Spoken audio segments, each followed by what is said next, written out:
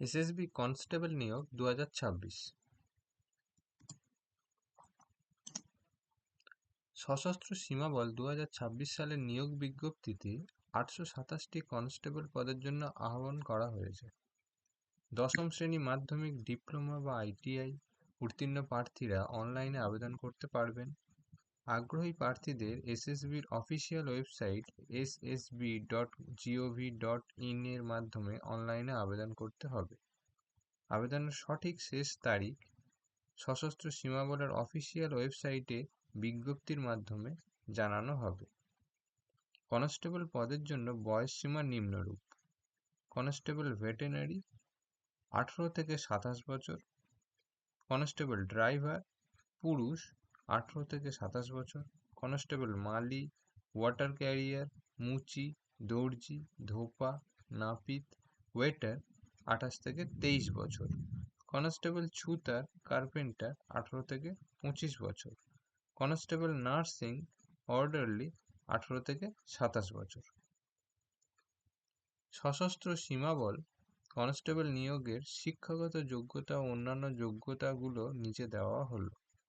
Constable veterinary স্বীকৃত board থেকে বিজ্ঞান বিষয় সহ দশম শ্রেণী পাস এবং কোনো স্বীকৃত পশু হাসপাতালে বিভিন্ন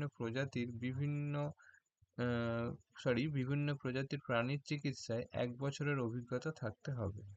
কনস্টেবল ড্রাইভার স্বীকৃত বোর্ড থেকে দশম শ্রেণী পাস এবং অবশ্যই বৈধ ভারী যানবাহন চালানোর লাইসেন্স থাকতে হবে।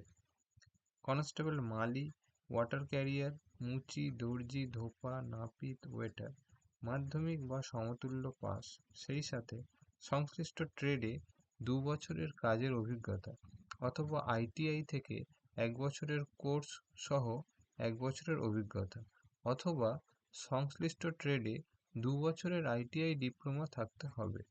প্রার্থীদের ট্রেড টেস্টে উত্তীর্ণ হতে হবে।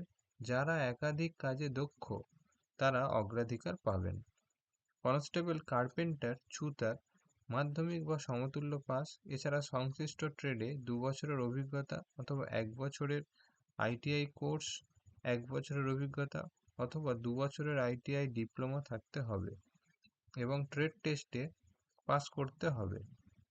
কনস্টেবল নার্সিং অর্ডারলি দশম শ্রেণী পাস, সেন্ট জনস অ্যাম্বুলেন্স বা রেড ক্রস সোসাইটি থেকে ফার্স্ট এইড সার্টিফিকেট এবং কেন্দ্র অথবা রাজ্য সরকার স্বীকৃত কোনো 50 শয্যার হাসপাতালে নার্সিং অর্ডারলি হিসাবে অন্তত 1 বছরের কাজের অভিজ্ঞতা থাকতে হবে। এসএসবি কনস্টেবল ট্রেডসম্যান ও ড্রাইভার প্রক্রিয়াটি বেশ কয়েকটি ধাপে সম্পন্ন হবে। প্রতিটি ধাপে এসএসবি নিয়ম অনুযায়ী উত্তীর্ণ হলেই কেবল চূড়ান্ত নিয়োগের জন্য বিবেচনা করা হবে।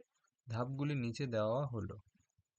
শারীরিক দক্ষতার পরীক্ষা: কনস্টেবল ভেটেরিনারি, ড্রাইভার, মালি, ওয়াটার ক্যারিয়ার, মুচি, দর্জি, ধোপা, নাপিত, ওয়েটার, কার্পেন্টার এবং নার্সিং অর্ডারলি পদের জন্য পুরুষদের ক্ষেত্রে 24 মিনিটে 4.8 কিমি দৌড়াতে হবে। মহিলাদের ক্ষেত্রে 18 মিনিটে 2.4 কিমি দৌড়াতে হবে। দ্রষ্টব্য কি: প্রাক্তন সেনাকর্মীদের দৌড় দিতে হবে না, তবে অন্যান্য ধাপে অংশ নিতে হবে। শারীরিক মাপজোক পরীক্ষা: যারা দৌড়ে পাস করবেন তাদের উচ্চতা এবং বুকের ছাতি শুধুমাত্র পুরুষদের জন্য মাপা হবে। বিভাগ ও অঞ্চল ভেদে নির্দিষ্ট মানদণ্ড পূরণ না করলে প্রার্থীকে বাদ দেওয়া হবে। লিখিত পরীক্ষা: এসএসবির প্যাটার্ন অনুযায়ী কনস্টেবল পদের জন্য অবজেক্টিভ টাইপ এমসিকিউ লিখিত পরীক্ষা নেওয়া হবে। বিস্তারিত সিলেবাস অফিসিয়াল ওয়েবসাইটে জানানো হবে। ট্রেড স্কিল টেস্ট: ট্রেডসম্যান পদের জন্য ব্যবহারিক ট্রেড টেস্ট এবং ড্রাইভার পদের জন্য ড্রাইভিং ও রক্ষণাবেক্ষণ দক্ষতা যাচাই করা হবে। নথি যাচাই ও স্বাস্থ্য পরীক্ষা: আসল নথিপত্র, সার্টিফিকেট ও ক্যাটাগরি প্রমাণের যাচাইকরণ করা হবে। এরপর এসএসবির মানদণ্ড অনুযায়ী ডাক্তারি পরীক্ষা সম্পন্ন হবে। এসএসবি কনস্টেবলের বেতন কাঠামো: সশস্ত্র সীমাবলের constable, tradesman, driver, veterinary, carpenter এবং নার্সিং অর্ডারলি সবকটি পদই 7ম কেন্দ্রীয় বেতন কমিশনের 7th সিপিসি পে লেভেল 3 এর অন্তর্ভুক্ত। বেতন সীমা 21,700 টাকা থেকে 69,100 টাকা পর্যন্ত। অতিরিক্ত সুযোগ সুবিধা, বেসিক বেতনের পাশাপাশি কনস্টেবলরা নিচের ভাতাগুলো পাবেন। মহার্ঘ ভাতা ডিএ বর্তমান সরকারি হার অনুযায়ী পাবেন। রেশন মানি অ্যালাউন্স, খাবারের খরচের জন্য বিশেষ ভাতা পাবেন। বাড়ি ভাড়া ভাতা এইচআরএ পোস্টিংয়ের শহর অনুযায়ী পাবেন। অন্যান্য ভাতা, সরকারি নিয়ম অনুযায়ী অন্যান্য অনুমোদিত ভাতা। এছাড়াও নতুন কেন্দ্রীয় সরকারি কর্মচারীদের জন্য প্রযোজ্য ডিফাইন্ড কন্ট্রিবিউটরি পেনশন স্কিম অথবা ইউনিফাইড পেনশন স্কিমের আওতায় পেনশন সুবিধা দেওয়া হবে। এসএসবি কনস্টেবল 2026-এর আবেদন ফি সংক্রান্ত তথ্য নিচে দেওয়া হলো। সাধারণ ইডব্লিউএস এবং ওবিসি প্রার্থীদের জন্য পরীক্ষার ফি 100 টাকা, যেটা অফেরতযোগ্য। এই fee net banking, credit card, debit card বা ইউপিআই এর মাধ্যমে জমা দেওয়া যাবে। এসসি এসটি, প্রাক্তন সেনাকর্মী এবং মহিলা প্রার্থীদের কোনো আবেদন ফি দিতে হবে না, সম্পূর্ণ ছাড়।